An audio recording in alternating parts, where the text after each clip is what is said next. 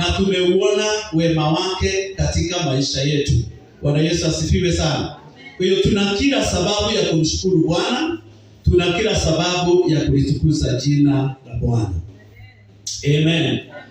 Tuliwatarajia watu wote wataweza kufika siku ya leo, kwa sababu siku hii ni ya maana sana kwetu. Amen. Kwa maana tumekuwa katika maombi ya siku 21 na tulianza tarehe 13 kwa 13 ama 12. Tarehe 12 na tukasema tutayamaliza maombi hayo siku ya leo na ibada ya pamoja, ili tuweze kumshukuru Bwana kwa pamoja na kufanya matangazo kwa pamoja, kwa sababu ni vizuri kudeclare together. Amen. Ya kwamba yale yote ambayo tumeyaombea Bwana anaenda kututendea. Bwana asifiwe. Asubuhi ya leo tulipokuja hapa na tunaendelea na maombi ya asubuhi, Roho wa Mungu alinikumbusha vile ambavyo huwa tunawekea kuku mayai, na kwa kawaida inasemekana 21 days, siku ya 21 unaanza kusikia sauti ya vifaranga. Lakini kwa sababu pale nyuma ya nyumba yangu niko na kuku kidogo, nina ufahamu kidogo ya vile ambavyo hiyo mambo huenda, ya kwamba huyu kuku anapotaka kulalia mayai, kuna sauti yake huwa inabadilika. Yaani halii kama kuku wengine vile wanavyolia, anaanza kulia sauti ya utofauti sana. Bwana Yesu asifiwe sana. Amen. Na katika kulia katika sauti ya utofauti, sasa hapo ndio tunajua ya kwamba huyu kuku anataka kulalia mayai. Na kwa hivyo kama mkulima ambaye ni mwerevu, Bwana Yesu asifiwe, unamjua ya kwamba huyu kuku sasa utamuondoa kutoka kando na wale kuku wengine, kwa sababu hautamwekea mayai pamoja na wengine, atasumbuliwa na wengine, na wakati mwingine anaweza kusumbuliwa na tamaa. Anapoona wale kuku wengine wanakula, anaweza kuwa na tamaa ya kwenda kukula. Lakini kitu ambacho kimenigusa moyo wangu ni ile discipline ya huyo kuku ambaye hana akili na hajajazwa roho kama mimi. Hajaokoka kama mimi, hajajazwa roho kama mimi, lakini ana hiyo discipline ya kulalia hayo mayai na hawezi kutoka. Anatokaga baada ya siku 2 ama 3. Na akitoka sio kwa muda mrefu, kidogo tu, anaenda anakula, anakunywa maji, anaenda haja kidogo, halafu anarudi mahali pale. Tena siku 3 anatoka. Hivyo mpaka inafika siku ya 21. Mtu anaweza kujiuliza ndani ya mawazo ya huyu kuku ni kitu gani huwa kinaendelea. Lakini mimi naona matumaini. Sababu inayoshika ile kuku pale ni matumaini. Kwa sababu ndani ya mawazo yake ana matumaini ya kwamba baada ya siku moja nitasikia sauti. Na sauti itakuwa ni ya vifaranga ama watoto. Unajua yeye si vifaranga, ni watoto. Itakuwa ni watoto wangu au ni waliagua. Na kwa hivyo pia anabadilisha namna ya kula, namna ya kuishi mpaka wakue wakubwa. Kila kitu ukimrushia hamezi, aita vifaranga wakuje kwanza wakule. Bwana Yesu asifiwe sana. Lakini kitu kimenitia moyo ni matumaini.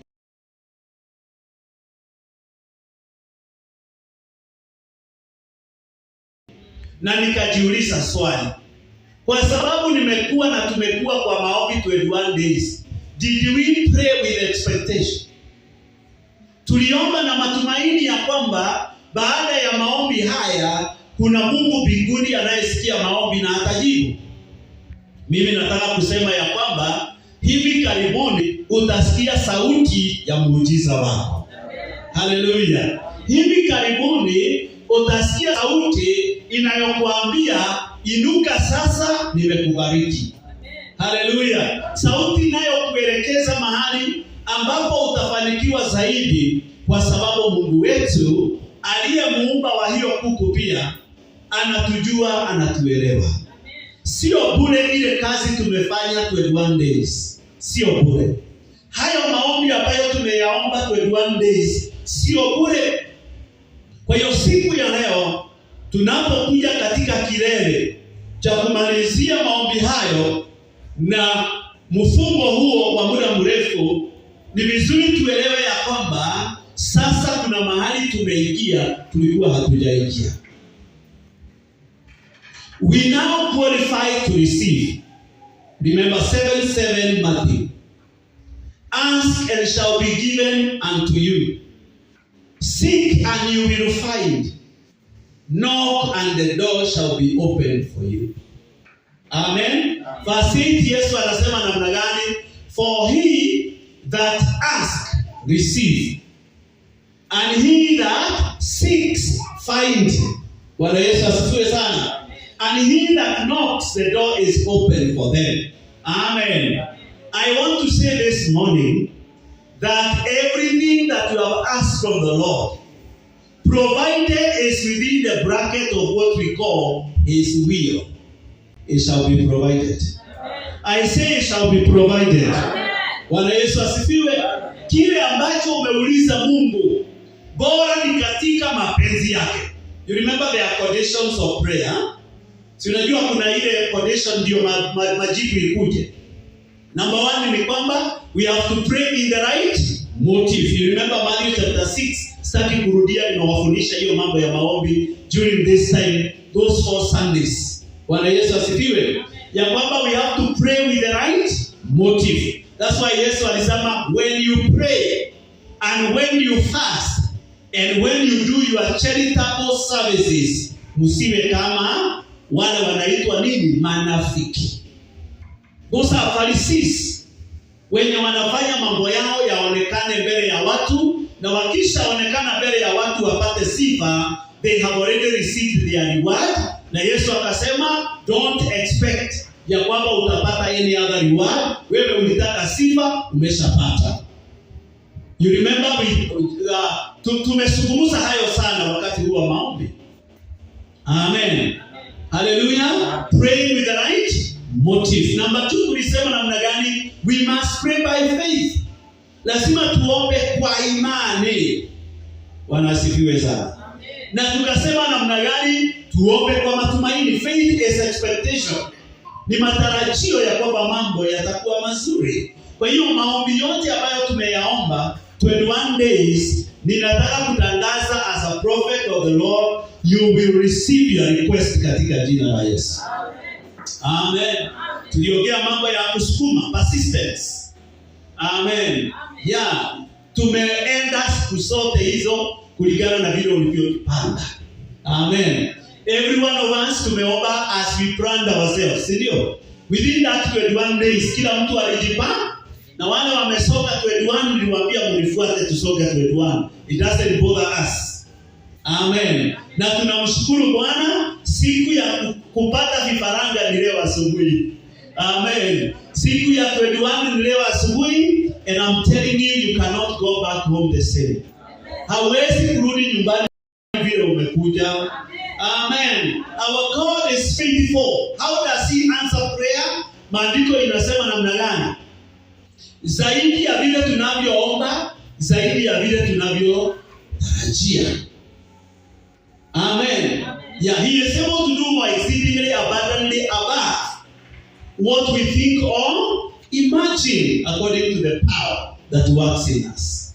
Kwa hiyo in answering of prayer, God is going to do more than you prayed. Amen. Mungu atafanya zaidi ya vile ulivyoomba. Mungu atachipo na njia zenye wenda ikawa hauta expect. Because hatujui how. Amen. Yeah, mwimbaji aliimba akasema sijui ufanyavyo, sijui ufanyao, lakini kile ninachojua ni ya kwamba ukiamuliza zinakamilika. So we don't know how God is going to answer our prayer. I want to encourage encourage you and I want also to advise you ya kwamba God anaweza kupitia any way. Amen. Mimi ninaamini ya kwamba Mungu anaweza kutumia hata maadui waweze kuwa baraka. Amen. Mungu anaweza kutumia hata wale watu wasifikiria waweze kuwa baraka. And because tuko katika mwaka wa divine breakthrough, the Lord shall give you breakthrough now that you have prayed. Amen. Today I want to talk about divine impartation. Ama pachiko la kiungu. Divine impartation. Kwa nini ninazungumza habari ya divine impartation? Kwa sababu tumekuwa katika maombi, ninaamini ya kwamba tumekuwa katika maandalizi. Na kwa sababu tumejiandaa kwa ajili ya kazi ya Bwana, kwa ajili ya kazi zetu, kwa ajili ya mwongozo wa mwaka huu, lazima tupokee upako wa Roho Mtakatifu utakao tusaidia kufanikiwa. Bwana Yesu asifiwe sana. So I'm talking about spiritual impartation. This is divine transfer of grace, divine transfer of anointing, divine transfer of power, divine transfer of authority from God to a person through a person. Amen. Yaani hii ni kuhamisha neema, upako, nguvu, mamlaka kutoka kwa mtu mmoja kuelekea kwa mtu mwingine. Bwana Yesu asifiwe. You know that God uses people to reach people. Ever since in the Bible, God used people. Amen. Beginning from Genesis, wakati Mungu aliumba dunia na akaumba mbingu, he needed a manager. So he created Adam in the last day. Ili ya kwamba Adam aweze kutumika kumanage creation ya Mungu. You know, God called Abraham when he wanted to have a special generation. Watu ambao ni wa kiungu. So along the way, across the Bible, God uses people. So God uses men, and for this matter, anointed men to impart other men. Mungu hutumia watu waliowapaka mafuta kupachika neema, upako, nguvu, mamlaka na vipawa za Roho Mtakatifu ama karama katika maisha ya wengine. Amen. So God anajulikana kutransfer his anointing to men ili waweze fulfill an assignment. Amen. And this anointing, we call it a spiritual capacity. Kwa sababu mtu hawezi kuishi maisha ya Ukristo without spiritual capacity. That's why Acts 1 verse 8, Yesu anaambia wanafunzi, don't leave Jerusalem until you are endued with the power. Amen. And you shall receive power when the Spirit comes upon you, and then you shall be my witnesses. A witness is a powerful person. Is a proof producer. Amen. A witness is somebody who suffers without denying the faith. They are called martyrs. They are ready to die for their faith. They are ready to die for Christ. That's why when the Spirit of God comes upon you, He comes with the anointing to endure. Unapita mambo magumu na mambo mengi, but you don't run away from the Lord.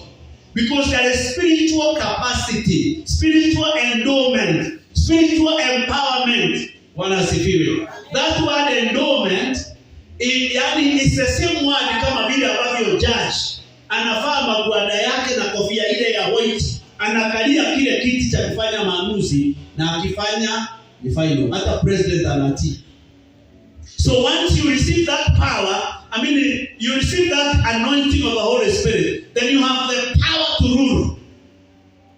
Uko na mamlaka na uko na nguvu za kutawala. Mamlaka ni ya kutawala. Amina. Ama nguvu ni za kutawala, mamlaka ni ya kufanya maamuzi. Na unaposema hii pepo lazima ihame, lazima itahama. Hakuna kitu kingine. Bwana Yesu asifiwe sana. I want us to check on from the scriptures a story ambayo nilipick maana ilinibariki.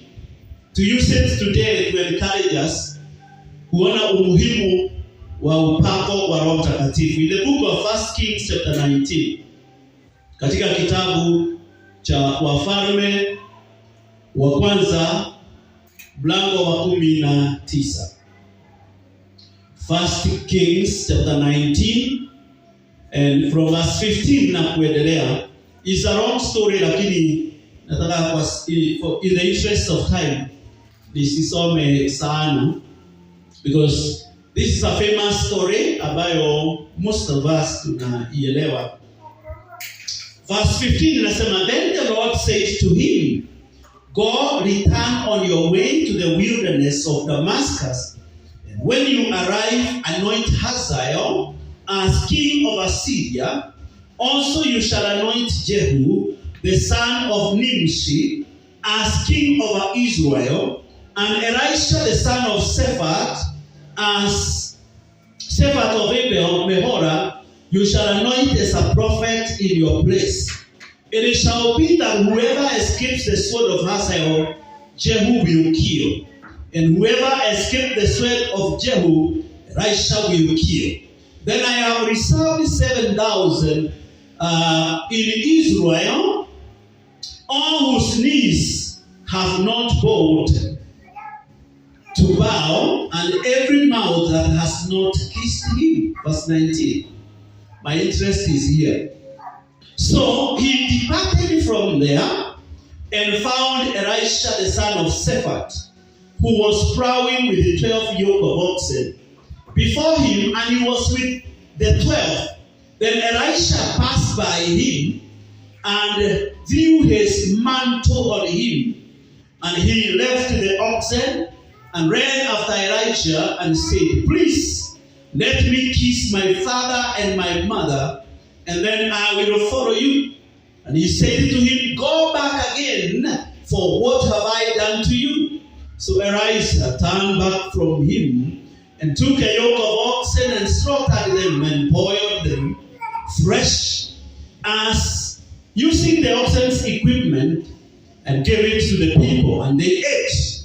Then he arose and followed Elijah and became his servant. Look at me.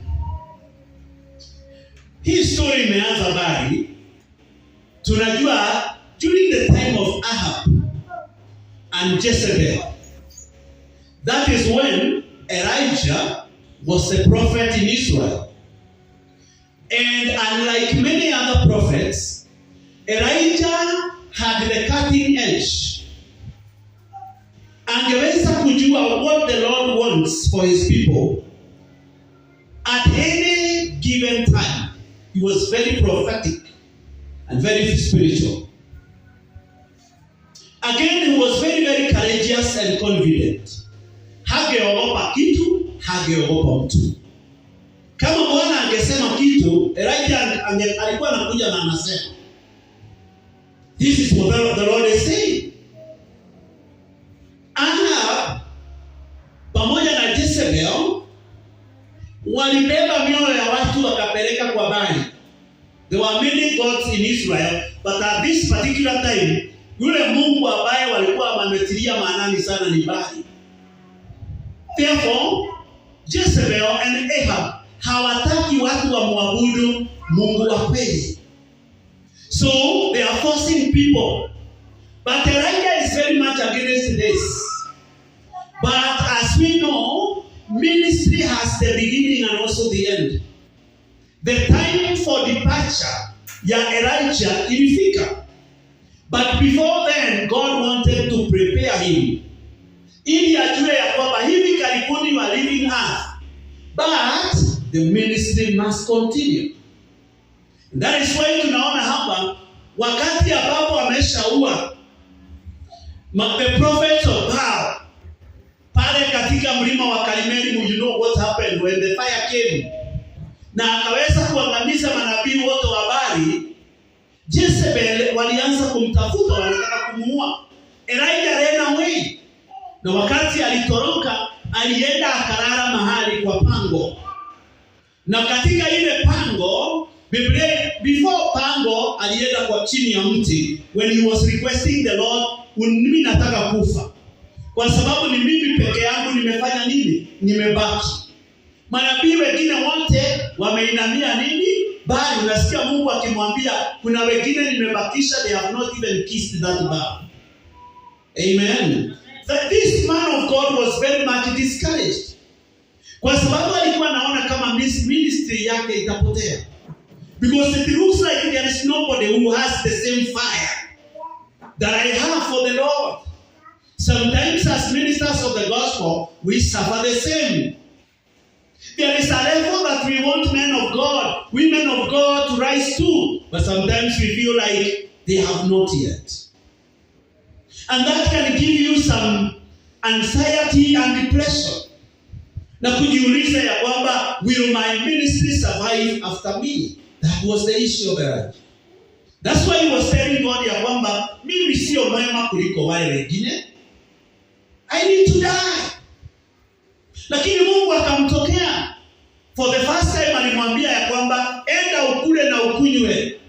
Kwa sababu gani? Safari ni ndefu. Siku ni mingi zako. You are not dying today. How can you die without putting your house into order? Hautakufa sahi. Lazima kwanza upange nyumba yako. For that matter, ministry yako lazima uipange. And then later on he went ahead. Ndio alienda kwa Pango. Katika Pango mahali pale, he wanted the presence of God. And you know the story. How it began. Upepo ulikuja. Earthquake ikakuja. He thought God was in that. Hakuwa pale. Baadaye ikakuja still small voice. Hiyo ndio ilimuuliza, unafanya nini hapa Elijah? And this is where we are picking now the story. Mungu akimpatia what we are calling divine direction. Divine instruction for divine breakthrough. Amen. Kwamba sasa ni wakati wa kuinuka, uende ukaanointi nani? Jehu. Ukaanointi nani? Hazael. Ukaanointi nani? Elisha. I want to forsake the others. Let's run with Elisha. Elisha utampaka mafuta in your place as your successor. Amen. Sitaki niongee mambo mengi, but there are some powerful points we need to think about there. Do you just take a bottle of oil and anoint a stranger? Bwana Yesu asifiwe. Why do you think God is talking about Elisha? God knows that there has been a relationship. Kumekuwa na uhusiano kati yao wawili. You know, some places the Bible is calling Elisha, he used to pour water in the hands of Elijah. That means he was his servant. He served him. You know, when like leaders of ministry die, like some of them have gone to be with the Lord, sometimes tunaonaga furugu na mfurutano katika huduma, hata kanisa linapasuka. Maana kila mtu anataka kuwa, mimi ndio nikuwe bishop, sasa bishop hayupo. Wacha mimi ndio nikuwe pastor, kwa sababu sasa pastor hayupo. What they don't know is that this thing is not automatic. There must have been a journey that you have walked with the man of God. It doesn't just happen. It's not an injection. Sio shindano unaweka dawa unainject mtu, all of a sudden he becomes like you. It's a journey. We call it a journey of mentorship. Lazima uwe umeketi chini ya mtumishi wa Mungu, not for 1 year, not for 2 years, not for 3 years, and you are mentored. A mentorship is a relationship. Hallelujah. Bwana Yesu asifiwe. I'm speaking to the world today, not to GRT only. Because these things are happening all over. Kwa nini huduma zinakufa? Kwa nini huduma haziendelei when the key leader goes to be with the Lord? It's because during their lifetime, kuna watu hawakupata discernment ya kwamba they were supposed to serve the man of God.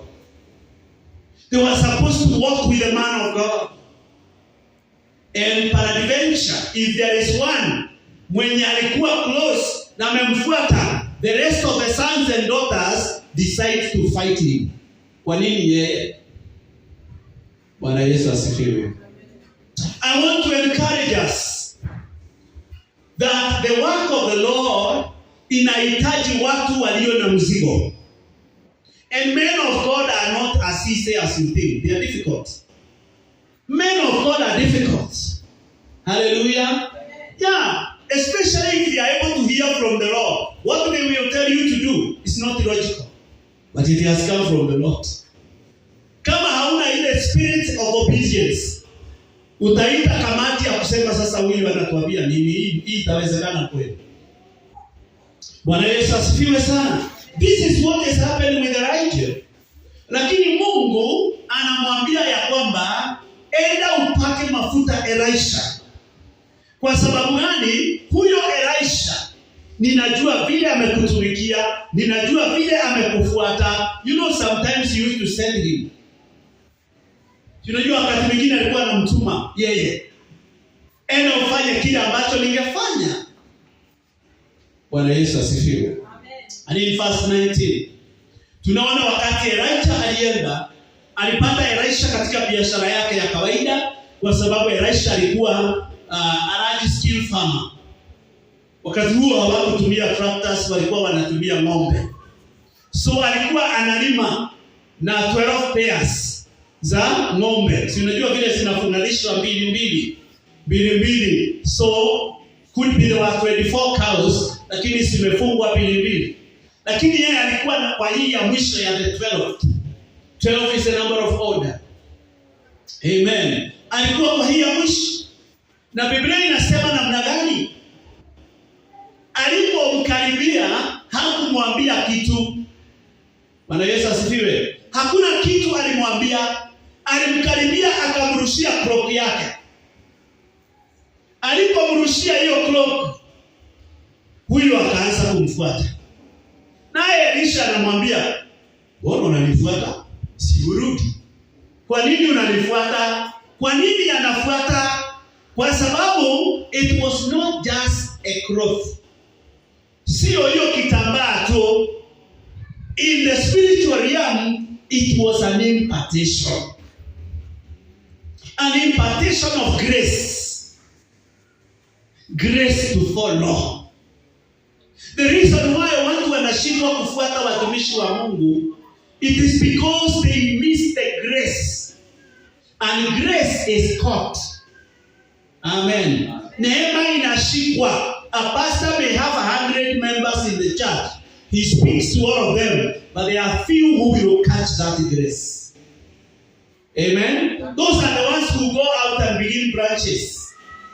Because walikunywa maono, walishika ile neema, walijua ya kwamba huyu mtu wa Mungu, nimemkaribia, nimejua ya kwamba maono yake ni kubwa, na some part of the maono can never happen in his time.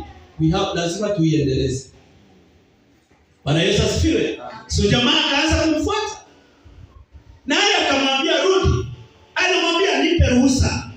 Nipe ruhusa nirudi nikaage baba na mama na familia, nikuje nikufuate. Na Bible inasema, long story short, alipoenda akashika zile ng'ombe akachinja nyama. Zile yokes alikuwa anatumia za miti akazifanya kuwa kuni.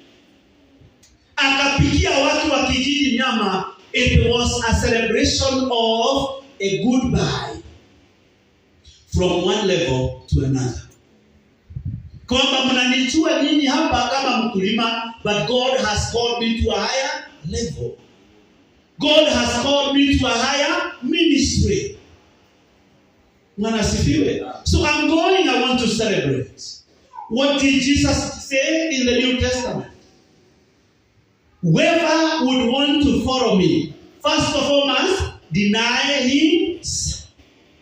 And number 2, carry his own cross. Then follow me. Following does not begin by following. No, following begins by self-denial. Number 2, sacrifice.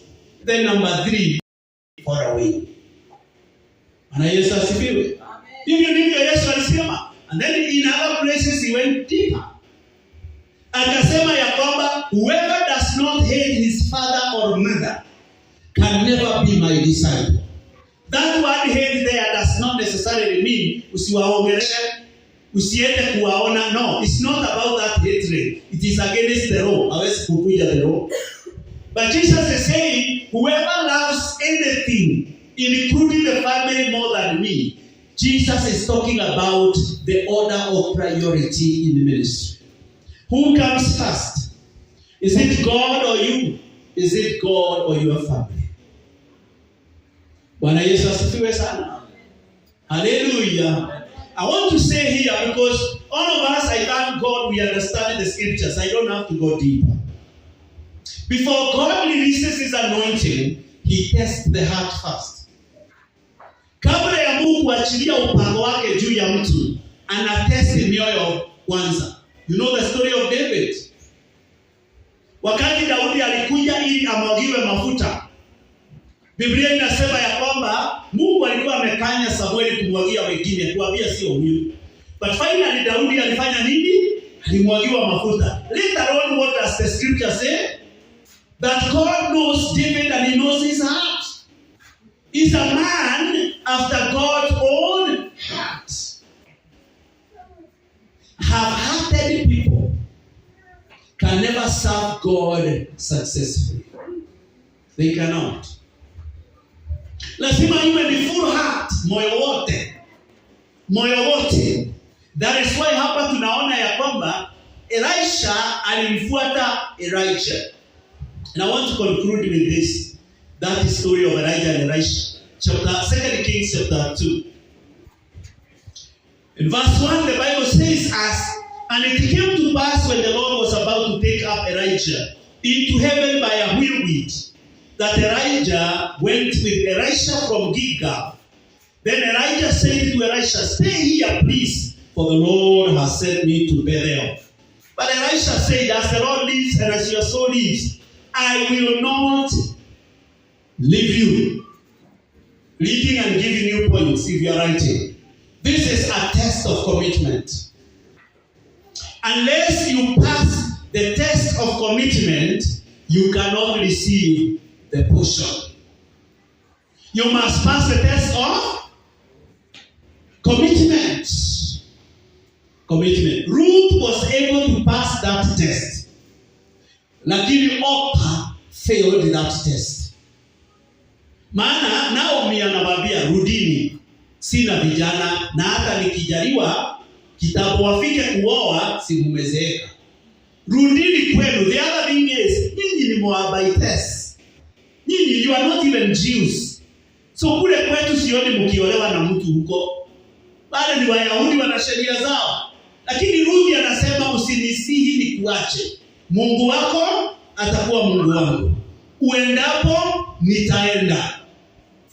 Bwana Yesu asifiwe. Ufapo nitakufa, uzikwapo nitazikwa. She passed the test of commitment.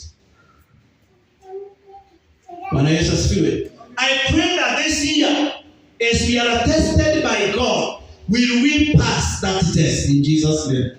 Wacha tupite hiyo test of commitment. Because God never wants to waste his anointing. And Bible continues to say, kaa kwa Betheli, Mungu amenituma nisonge Yordani.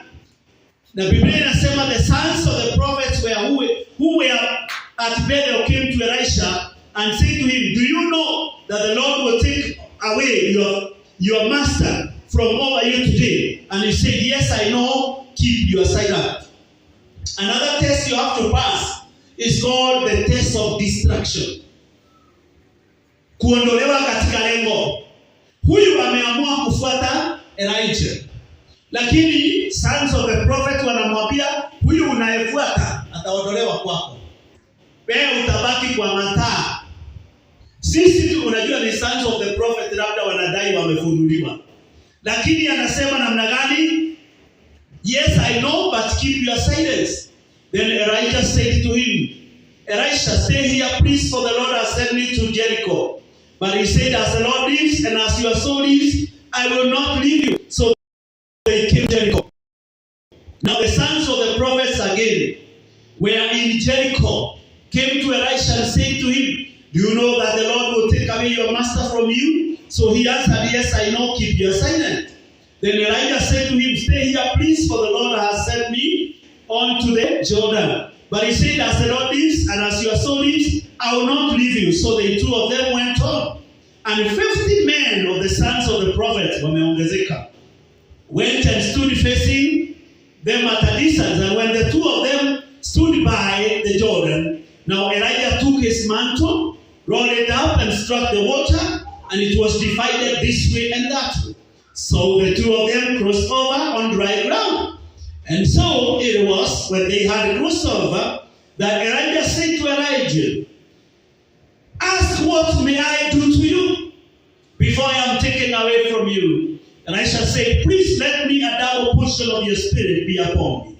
So he said, you have asked a hard thing. Nevertheless, if you see me when I am taken from you, it shall be so for you. But if not, it shall not be so. Bwana Yesu asifiwe. The test of distraction. Kama utaniona nikiondolewa kwako, hilo uliloliuliza double portion utapata. What are we getting from here? You must remain focused. Don't be distracted. Remain focused. Remain committed. We are not told how many days they went. You know, when we read the stories, it's like it was one day. We don't know how many days they had to go. Tujui kama hata walikuwa wanalala, wakifika Betheli wanalala, Jordani wanalala. Bwana Yesu asifiwe. Lakini lazima you remain focused. Kwa sababu if you are not going to be focused, then hautaona ile ambayo umeuliza. Amen. These two men had a relationship. Let me not continue with the story, you know the story. When Elijah was taken up, alichukuliwa na gari za farasi na moto. Lakini Elisha alipomuona akipaa, kilio chake hakulia my pastor. Hata hakulia my teacher, na alikuwa student. What was the cry? My father, my father. Bwana Yesu asifiwe sana. My father, my father. That tells us there was a very intimate relationship between Elisha and Elijah. Amen. Isaac aliambia Esau wakati alikuwa anataka impartation of blessing, nikaribie nikunuse. Kwa sababu ukiwa mbali sijui wanukaje, nikaribie nifanye nini? Kwa nini anamnusa? Kwa sababu anajua huwezi kukaa na wanyama ukose kunuka wanyama. Na kwa sababu macho ilikuwa haioni vizuri, that was one way to confirm that this is Jacob and not Esau. But it was Esau. Maana Esau alifaa ile ngozi ya kondoo yeye, walifanya nini? Walichinja. There is no distance transfer of anointing. There isn't. Amen.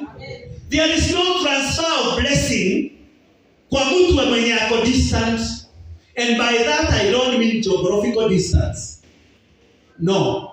I mean emotional distance. If we are not together with the servant of God, even when he raises his hand to bless the people, it is hard for you to receive. Wanasifiwe. Kwa sababu ya miti ya mwenye hiyo baraka inafuata ni relationship. 133 Psalms. Bible inasema namna gani? Verse 1, how good and pleasant it is for brethren to live together in unity. It is like the ointment, an oil poured upon the head of Aaron and flowing down to his beards and garments. Hakuna nguo itapata upako kama haiko kwa huyo mwili? Ama iko? Ile nguo iko ndio itapata upako kweli? Lazima iwe kwa hiyo nini? And because time is precious, we have many things to do after this. I hope you get the point. Bwana Yesu asifiwe sana. I hope you get the point. We have to overcome the test of commitment, the test of distraction. We must remain focused kama tutaenda kupata. Bwana Yesu asifiwe sana. The Bible says ya kwamba wakati ambapo mantle ilianguka kutoka kwa Elisha, Biblia inasema akaichukua. Na aliporudi akafanya exactly vile baba yake alifanya. We have a problem with the sons who want to begin ministry in a different style and in a different way. Ndio vile wameona baba yao wanafanya, so they maneuver their ways. So wanaanza kuuza mchanga, wanataka kuuza mafuta, wanataka kuuza vifagio, wanataka kuuza handkerchiefs za upako. Ati hiyo ndio njia ya ministry kukua. Did you see your father do that? I've never done that because mimi sijaiona baba yangu wa kiroho akifanya hivyo. Sikuona, alituonyesha kupiga magoti na kumuita Bwana. Haleluya. Na kuwa waaminifu kwa Bwana. Bwana Yesu asifiwe sana. So, aligonga hiyo maji ikagawanyika. Na wakati alirudi, Biblia inasema the same prophets, wale walikuwa wanataka kumdistract, ndio walimwambia. In fact, before wamwambie problem, walisema the anointing, the spirit of Elijah is upon Elisha. That's what they declared. Kuna watu maybe wanakuambia hiyo kanisa unafanya nini? Si kuja huku ministry ni kubwa, kazi ni mingi tufanye. Tena huku unafanya na basha mwisho wa mwezi. Sasa huko wewe unajifinyilia ukifanya namna gani? Waambie it is good, huko ni kwa mkoo, hakuna inheritance. Lakini unaweza kupata mikate kila wakati. Na siage kila wakati. Lakini inheritance kwa baba. Bwana Yesu asifiwe. Haiko mahali mwingine, iko kwa baba. Amen. Na Biblia inasema ya kwamba wakamwambia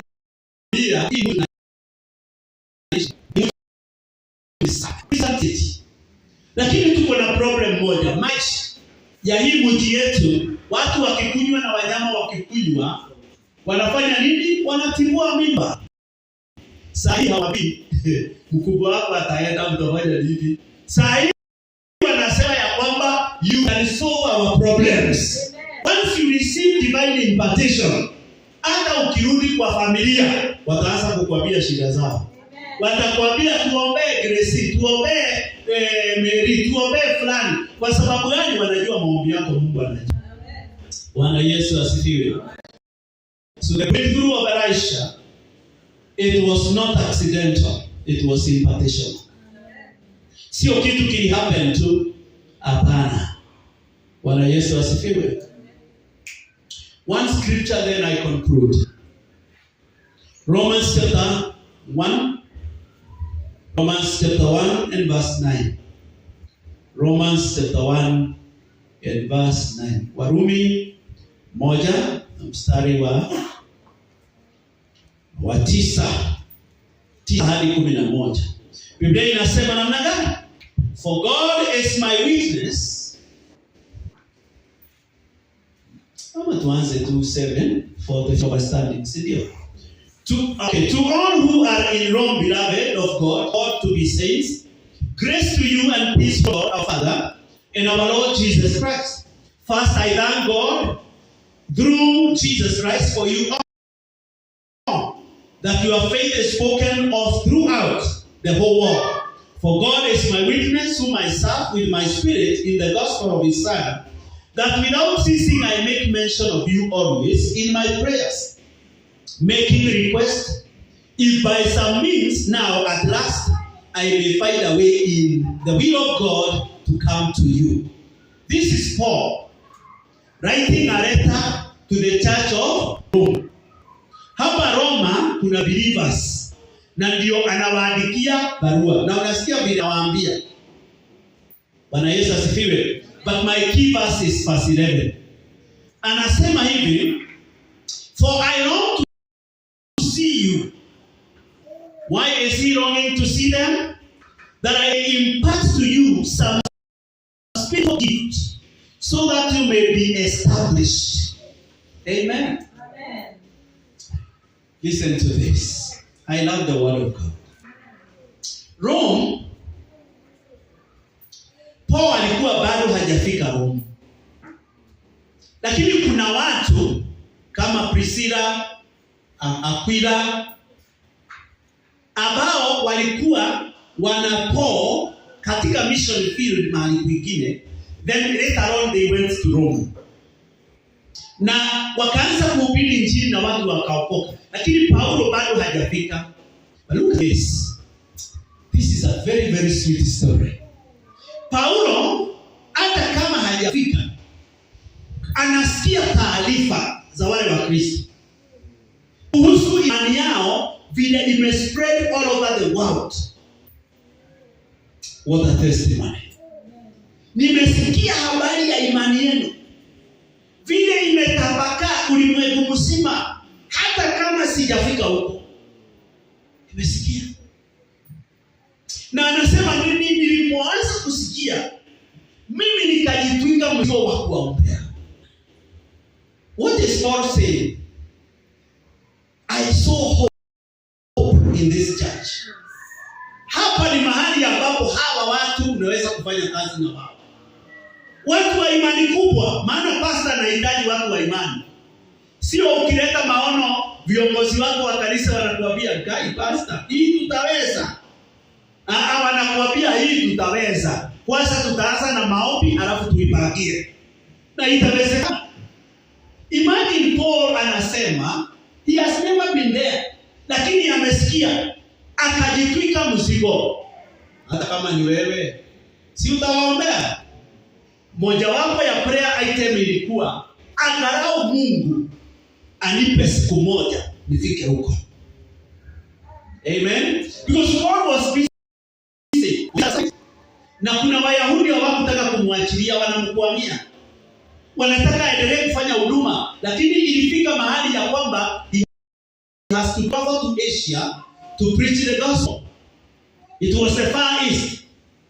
Sasa anawaambia ya kwamba natamani nikienda huduma angalau nipitie huko. Hata kama sitakaa na nyinyi sana, nipitie huko, nifanye namna gani? Niwapachike vipawa za Roho Mtakatifu. For the purpose of impartition, I'll pass there. That is how it is important. Maana aliona hawa watu walio na imani kubwa wakipata impartition ya gift, kanisa limekuwa. Let me tell you, behind that also, Paulo alitamani ya kwamba kama vile Antioch ilikuwa a mission center na ilikuwa ina send missionaries all over the world, alikuwa anatamani even Rome yeye mwenyewe mobilize resources kwa hawa watu, akienda mission ikuwe another mission center. Amen. What a church. I desire a church like that. Church ya watu wa imani. Church ya watu ambao taarifa zao zinaenda kila mahali, lakini sio taarifa mbaya. He wanted to impart. Amen. And finally he went. Na akaweza kuwawekea mikono na akapachika vipawa za Roho Mtakatifu. Bwana Yesu asifiwe. You know, the letter to the Romans is the best letter of Paul. The best. Kwa sababu inaongea sana kuhusu salvation and how we receive salvation. Bwana Yesu asifiwe sana. You know, it is in this church ya barua yao inasomwa na ilisomwa kwa makanisa yote kama mwongozo wa doctrine ya Ukristo. Si unaona hii kanisa mzuri? Jamani, singekuwa leo hata ungeenda kujoin hiyo. Si tunaweza kumake this church kama hiyo? Yes, watu wa imani. And finally, anamwambia Timothy in chapter 1 verse 5 and 6 ya kwamba ninapokumbuka imani yako halisi iliyo ndani yako, ambayo ilikaa kwa nyanya yako, ikakaa kwa mama yako Royce na Eunice, mimi ninahisi moyo wangu unasukumiwa ya kwamba wewe ni mtu ambaye unaweza kufanya kazi nzuri. Amen.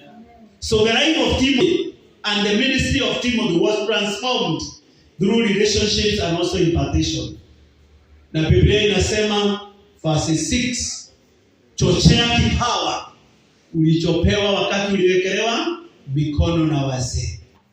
Chochea kipawa. So impartation happens by laying of hands. Amen. Wakati huyo mtu nimesema, God transfers that anointing, that power, that authority, that gift kupitia mtumishi wa Mungu aliyepakwa, inakuja kwako. Huyu jamaa aliwekewa mikono na wazee na kipawa cha Roho Mtakatifu akakipokea. Sasa Paulo anamwambia, pepeta kipawa ulichopata wakati uliwekewa nini? Mikono yenye nikikuja kwako utanipa ugali nikule. Hii mikono ina baraka, watu wa Mungu. Haleluya. Hii mikono ambayo Bwana ametupa iko na uwezo wa kupachika vipawa. Hii mikono ina uwezo wa kuponya. Remember chapter 5, James anasema ya kwamba kama mtu ni mgonjwa, aita wazee wa kanisa waende wamfanye nini? Wamweke mikono na wampake mafuta na atapona. In fact hata Mungu anasema hata kama alikuwa na dhambi atamsamehe. Hii mikono iko na nguvu. We lay hands on people when we want to heal them. We lay hands on people when we want to separate them from ministry. Hallelujah. We lay hands on people when we want to impart grace and giftings in their hearts. Today is the day. Amen. Leo ndio hiyo siku ya kupokea hiyo upako. And today as we lay our hands on you, we are also commissioning you to go and succeed this year. Amen. Tunawakommission ya kwamba this year, whatever you do, you shall succeed. You shall not fail this year. Amen. We are commissioning you to go and serve the Lord. We are commissioning you to go and serve your family. We are commissioning you to go and open new businesses. Hallelujah. Yes. Go and prosper. Go and succeed. Amen. Wale tuko kwa ministry, tuende tuka succeed in ministry. Wale tuko kwa biashara, tu succeed katika biashara. Amen. Kwa sababu tulisema namna gani? Ya kwamba divine breakthrough is an intervention of God, breaking every resistance and giving us breakthrough. Amen. And this year from today, because tumemaliza maombi, and you know, after prayer is now taking action. We are now going to take action. Bwana sifiwe. Amen. Wale wana maono ya kuanza biashara, enda uanze sasa. Hallelujah. Wale umekuwa mkitafuta kazi, mimi nasema enda uingie hiyo kazi sasa, katika jina la Yesu Kristo.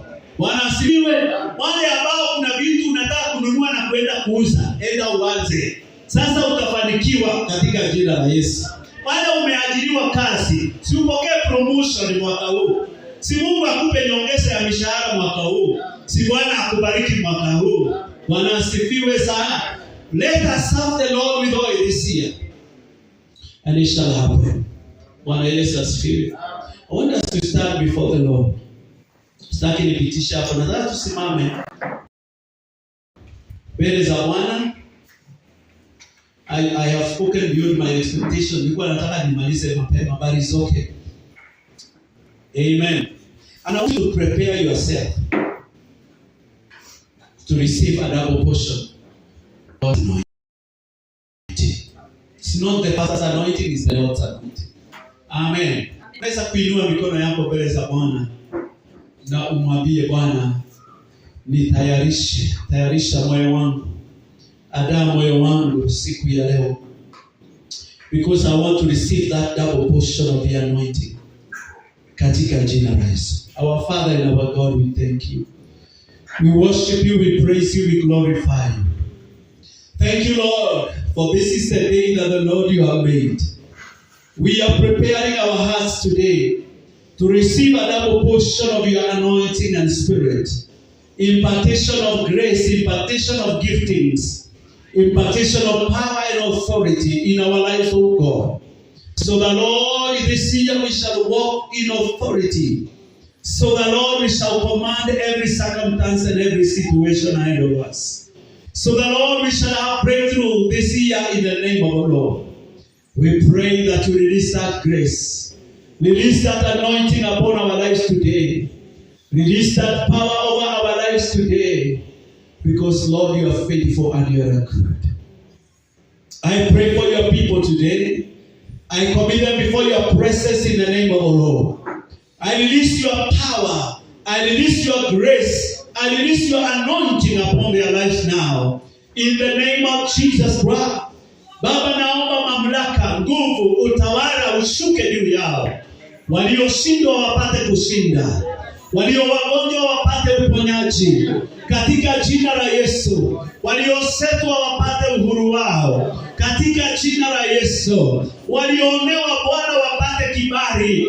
Katika jina la Yesu. Walioangushwa wapate kuinuliwa. Katika jina la Yesu Kristo. Baba, ninaombea walio hapa na wanaotutazama kwa mtandao, ya kwamba kila mmoja wetu akutane na uwepo wako, ili ya kwamba mwaka huu uwe tofauti pamoja nasi.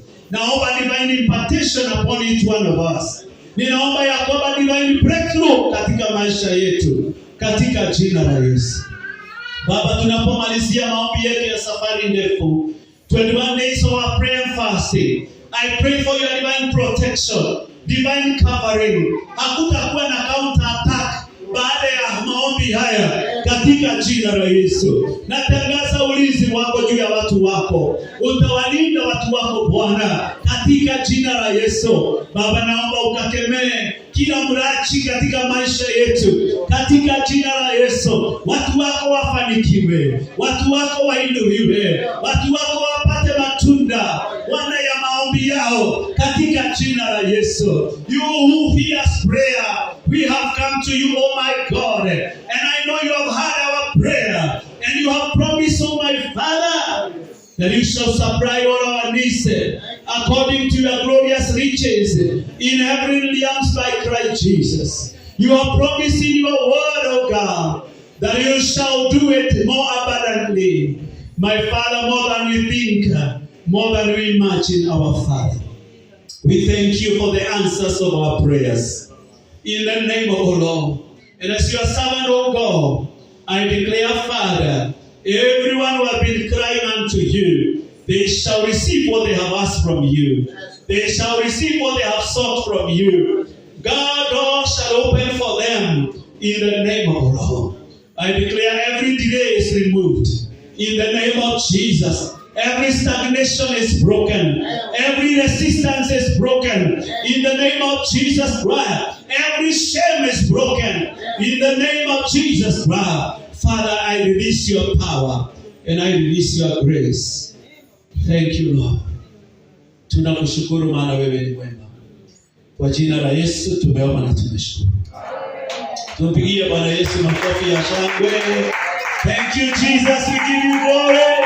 We celebrate you, Lord. We magnify your name. Thank you, Lord, for your goodness.